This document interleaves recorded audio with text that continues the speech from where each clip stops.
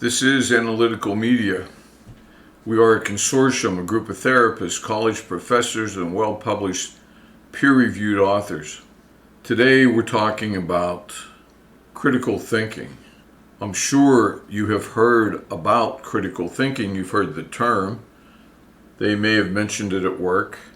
They may have had a seminar at work. Every psychology class, an intro class, certainly an advanced class in personality and motivation, will consider critical thinking to be a critical part of the course. It's going to be taught in there in great detail. There are whole courses taught at the university level in critical thinking. And critical thinking is only a way, it's no more than a way to think. Now, William James, who is perhaps the greatest American psychologist, many people say he was the greatest American psychologist, William James, said the following. Here's a quote. "The great many people think they are thinking when they are merely rearranging their prejudices." Once again, the great many people think they are thinking when they are merely rearranging their prejudices. And what he's saying is that there is a movement in thought, and that movement, that process that one might consider thinking, is simply a way to rearrange your existing thoughts, your prejudices. You can't break free of your prejudices, your biases, unless you can actually think. But since you're not thinking, you're merely rearranging what you already believe. You're making sure that this new knowledge that's coming your way fits into what you already believe. Because if it would contradict what you already believe, it would be a big deal. A really big deal. You couldn't live with it. Your world would fall apart. It's got to fit. It's got to support what we already know. If it doesn't, if it contradicts it, it says that what you believe is wrong. So, it's very important not to be wrong. If you were really honest with yourself, and by the way, this is an in-depth look at critical thinking. This is basically a university level course that I'm about to offer you for free. I've taught this course hundreds of times, maybe 3 sections a semester, maybe 4. And this is critically important because critical thinking will help you to be correct instead of incorrect. Critical thinking will show up the weaknesses in your thought, causing you to strengthen your thinking, correct your weaknesses. And so everything you think, or if you want to look at it as your predictions of the future, like what will make you the happiest in life, who's the right person to marry, should you invest in this property that you see for sale, should you believe the guy on television who's for a very low price, probably $100 or less, in easy payments, he's going to show you how to make millions of dollars in real estate. You need to be right. Everything, the more mistakes you make, the more you pay for them. And sometimes the mistakes you make are like a credit card. You make the mistake today, but you don't pay for it for 3 years or 5 years or until your child is an adult. You make a mistake raising your child, you might not see it for 18 years, but it'll be there. And that's the truth. We're not trying to be offensive. If you could be honest, you would admit that's the truth. You need to be right. If you think it's okay to park your car on the street and it won't get towed, but in reality, it will get towed, if you've taken the time to look, to use critical thinking to determine whether or not you could park here, you could save hundreds of dollars and a great inconvenience because you would know not to park your car there because it got towed. You had no way home. You had to inconvenience a bunch of people. And the towing bill was $250, $350. Everything's important. When you think, I don't need to study for this test, I already know the information. If you're wrong and you don't study, your whole life could change. You could flunk this course because you screwed up the test. You flunk the course, you can't go on in that field. You get dropped. You can't repeat it. You don't have the money to repeat a course. You can't stay in school that long. Everything can change. You need to be right. Everyone makes mistakes, but the idea is that we don't all make mistakes equally. Some people make very few mistakes, and some people make a lot of mistakes. Seems like everything they touch turns bad. Every decision. So you need to be right. You need to be correct. And critical thinking is just a way to be correct. There's no magic to it. There's no meditation. It's a simple process of examining your own thinking now. That's what you're doing. You're looking at your own thinking. You are doing it. You're looking at it to see where you're going wrong. You're smart enough to be right when you make a decision. But if you're wrong too much, something's wrong in the way you're thinking. And what William James is saying to you is that you cannot take thinking for granted. You cannot assume that you can think. You can't assume that everyone can think. You can assume that you're conscious, but you cannot assume you are really thinking. Like, yep, you're there, you're listening to this. You're conscious. If you were sleeping, you wouldn't hear this. You might have it on, it might be playing in the background, but you wouldn't hear it. Thinking takes effort. You need to be correct. It takes time. You need to analyze your own thinking. William James was not confusing thinking with consciousness. He was talking about thinking in a different way. What is implied in his work and that quote that I read you is that thinking can be judged. Thinking can be graded and evaluated by its accuracy, by the way it correctly interprets and predicts reality. So, if you're good at picking stocks, and you're good at picking your friends, and you're good at picking the people you should date, then you're probably pretty good. You probably think pretty well. But if you're really being honest, wouldn't you like some do-overs in life?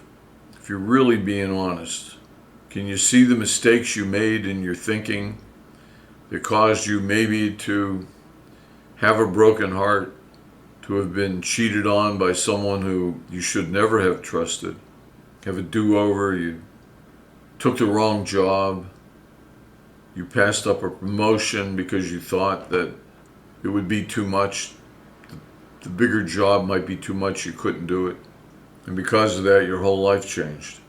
So we can, and you can, evaluate your thinking by how correct it is and how well it predicts reality. William James says, a great many people think that they are thinking.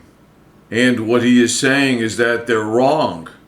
Perhaps the greatest American psychologist, the most famous certainly, says that people are wrong. Most people, a great many people, think they are thinking, and they're wrong. They're not thinking. What they take for thinking isn't thinking. And he says when they say they're thinking, they're wrong. When he says a great many people, that doesn't mean just many, even though many would be a lot. It's not just many people, it's a great many people. So what kind of many are we talking about? We're talking about a great many. Great, of course, meaning very large. He says these people, this great many people, this large number of people, really what he's saying is most people, are not really thinking at all, but merely or simply rearranging their prejudices. Now, what is a prejudice? A prejudice means a prejudgment. That's all prejudice means, prejudgment. A prejudgment is a prejudice. Prejudice is a judgment, but it's premature. It's a premature judgment. And what is the difference between a judgment and a prejudgment?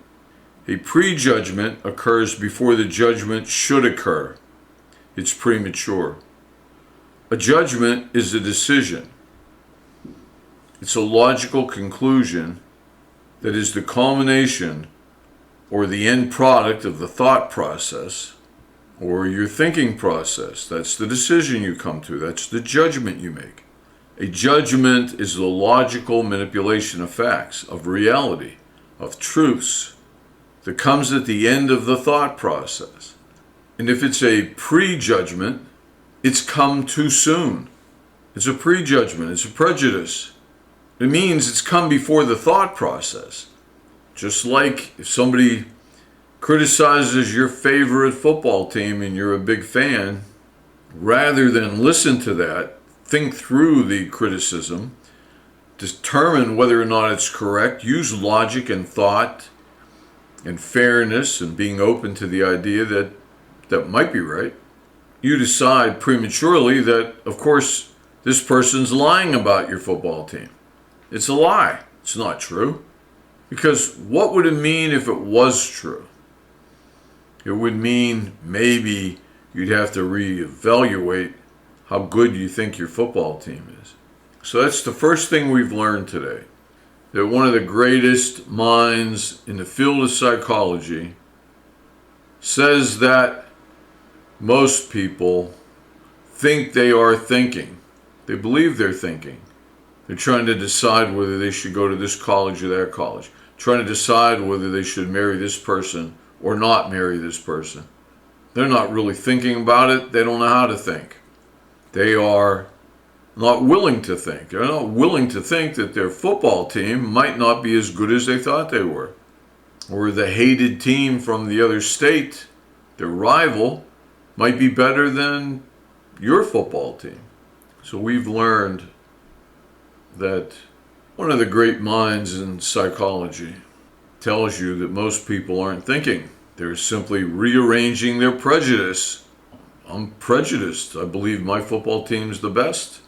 And so when some new fact comes in, some criticism, some fact, I come up with some rationale to make me still believe that my team is the best. I'm a big fan. So I'm going to rearrange my prejudices. I believe that the person who told me this criticism of my team is wrong. They're stupid. I'm not going to read their column anymore. I'm not going to listen to them anymore. I'm not going to invite them over to my house for parties because they're stupid. When in reality, they might be right. But we're not open to whether or not they're right. We want to believe in our team, so we're going to change their message to fit our thinking that our team is great. That's just one example. And I think that's enough for today. This will be part 1. This is the beginning step. And we're going to go through this. And there will be many more videos on this topic. We're not going to cover it in a simplistic way. So you want to understand how to think. You want to understand how to be right more often, because when you're right more often, you're happier. And the more wrong you are in life, the more unhappy you will be. It only makes sense. Or think of it for your children if you want to help raise your children better, so they're right more often. And remember, according to Maslow, Abraham Maslow, you can't be healthy unless you can predict the future better than other people. That's healthy people can predict the future better because they don't have prejudice and bias. They're open to the truth. So it's a good place to stop. We'll have many more of these videos. Hang in there. I hope this makes some sense. I'm sure it doesn't to lots of people, but there are some people out there who knows that life is more complicated than it seems, that knows that they need to be right more often, that knows that it hurts to be wrong. They've hurt themselves, hurt their children. This is Analytical Media, a group of clinicians, researchers, college professors, authors who are very well published in peer-reviewed journals. Stick with us. Recommend this to your friends. Leave any questions you might have in the comments section. And like the video. And we'll get it out there to more people, and we can help more people. Okay, please take care. We wish you the best of luck. And look for our next video. We'll see you then.